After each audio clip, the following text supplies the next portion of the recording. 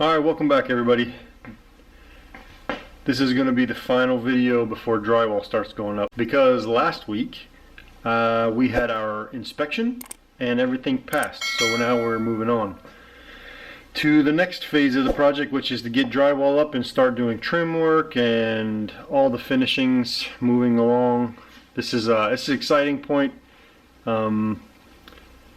been a lot of work so far getting to here, but I wanted to do a quick walk around, number one, so I could just kind of videotape this for myself in case I ever need to go back and reference where any of the things are in the basement, what the stud layout is and all that other kind of good stuff.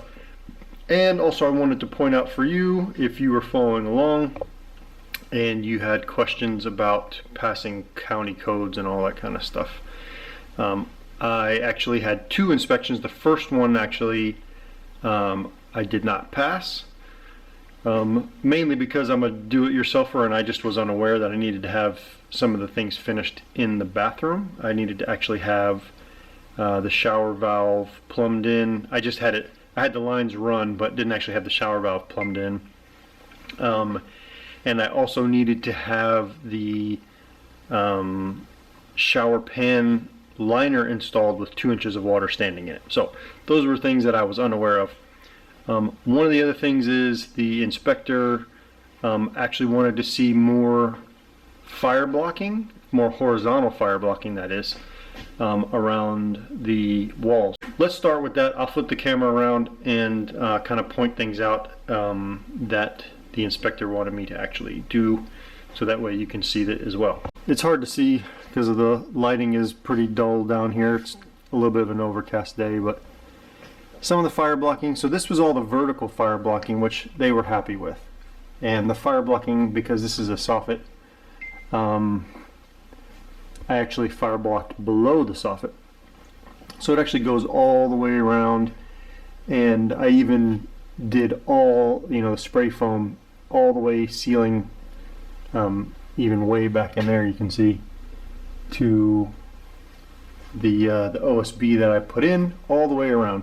I even went overkill and stuffed the areas above it with rock wool so that no air can actually move around in that area up there. So the any area that a soffit meets a wall is stuffed with rock wool. He said that was overkill. I didn't need to do that, but it was fine. But you can see all the vertical fire blocking that I did and the rock wool all the way around. This one is actually the most work because this soffit is extensive and goes all the way around. But one of the things that they wanted to see was more of this, they call it horizontal fire blocking, because what it does is actually blocks the air from moving horizontally behind it. One thing that was really weird about this is that the inspection was actually virtual. So we used Google Duo actually and like video chatted, and I walked around with my phone, showing all these little areas, and they zoomed in and inspected all that kind of good stuff. So keep in mind this actual inspection was done virtually, so a lot of times if they were able to be here and probably put their eyes on it, they may not have been, they may not have scrutinized things as bad, but because he wasn't able to actually be here to see it, I felt like it was very tough on it. And that's, that's their job. They should be very tough, just because they're trying to prevent fire spread and all that kind of good stuff. So anyway, flip the camera back around. The fire blocking was up, but he actually, and it was already pushed up against this wall wrap, but he was saying they wanted to actually even spray some of this just to take up any potential airspace in between the OSB and the wall wrap itself. So that I felt like was way overkill, but anyway, every 10 feet I went ahead and did that. You can see I had to, I have 9-foot ceilings here, so my OSB is only 8 feet. So I cut pieces to fit and fill in that space. Then at the very top you can see I sprayed to fill in that little bit of a gap that was there. And then also at the bottoms I sprayed in to fill in the gap that was between the bottom of the OSB and behind this actual plate, the stud plate that goes there. So there's lots of cans of spray down here. This wall, if you look, this wall actually has a little bit of a turn, because this is actually the staircase that goes into my garage above. But you can actually see where it creates this kind of void back here where it's like a triangle space. And because this was an additional area, they wanted to double check and really focus in on this, which is fine. But I had done all the fire blocking that they asked. So the vertical fire blocking was done and all sealed up. Plus this, I have OSB blocking air coming into the soffit. Plus I also stuffed it with rock wool. So they were pleased to see that. Then spraying all the spray foam all the way around any of the penetrations, anywhere a little bit of air might have gotten through. They were happy with that as well. So that actually worked out pretty well. Let's see. What else did they double check? This was just the air intake and return. They wanted to check the high-low vents, so I had, because I have an unfinished space over here, so they wanted to verify that my high-low vents were installed. So I do. I have one here and I have one here, so those were good. Here in the bathroom, they wanted to double check and make sure that my our plumbed in shower diverter valve was all done, which it is now done. The first inspection I did, I just had all the plumbing run, but the actual shower valve itself was actually not in here. But this is going to look really nice. This is a Moen. It has a built-in not only the mix valve, but it also has a diverter valve as well. So the water will come in and naturally it will go in and down and under to a handheld spout that will be on a rod that will be right here. And then when you hit the diverter, it will push the water up. Actually it goes up and turns and then goes up and over into the rainfall shower, which is right above. So that will look really nice when it's all finished. They checked for the toilet flange, which is installed, although they said, because actually this is actually a 4-inch toilet flange rough-in, they actually said I did not need to have it at the time, but I did it anyway, so that was fine. There's the shower pan liner. We'll get a mud bed put in here soon and a drain. Some more fire blocking, horizontal fire blocking here. Let's see. I already talked about this. I don't think I have actually edited that video yet, but I actually leveled the floor right here because of the way that toilet was roughed in. It was not very flat, and I didn't want a toilet to rock, so that was finished. One of the other things that they checked was to have a GFCI outlet in your unfinished space, so I had one there. And also you had to have light. So this one was already on a pull chain, but I actually added a recessed can light, and this will be turned, this will be made redundant. Let's see.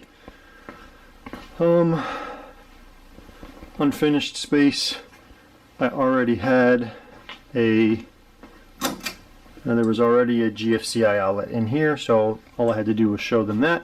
So those were the main things that they were really concerned with trying to see. And showing them that, I had to show them all of my, I had to go around starting at the door, had to go around and measure out for them that there were outlet receptacles spaced out no further than 12 feet. So I had to go all the way around the basement, showing them all of those to make sure those were all compliant within the codes, and they were. Then every few, they would actually have me, pull the wiring out and show them how it was done to make sure that the ground was already twisted up with a crimp barrel. Anyway, so, I had to pull, I didn't pull out every single one of them because I think I have like close to 40 outlets down here, but they wanted to make sure that I was doing them all similarly. Also that the staples were all done within, within 8 inches of the box. Just the normal stuff that you would see that are in the compliance or in the codes. So anyway, the basement is cleaned up for the most part. I don't want to put the tools away yet because I keep feeling like I got something I need to work on, so I've got the tools kind of set over here for now. This is the last remaining bit of the wood pile that I've got, which is actually quite a bit. I've got, looks like 1, 2, 3, probably close to 4 full sheets of OSB left over, which is fine, but I didn't expect to have that much left over. This area is cleared out, and then this area is cleared out as well.